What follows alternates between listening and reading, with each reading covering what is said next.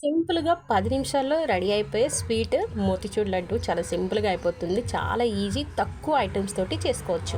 ఒక కప్పు నిండా శనగపిండి తీసుకొని అందులో కొంచెం వంట సోడా ఏసేసి జోరుగా కలుపుకొని ఈ విధంగా నూనె వేడి పెట్టేసుకొని గంటెతోటి ఇలా కొంచెం పకోడీలాగా వేసుకోవాలనమాట. ఇలా వేసుకొని వీటిని మొత్తం అన్నీ కొంచెం రోస్ట్ చేసామంటే మనం మొత్తం పకోడీలాగా వేసుకోవాలి. ఇవి చల్లారిన తర్వాత బాగా క్రిస్పీగా పొడి పొడిగా అవుతాయన్నమాట.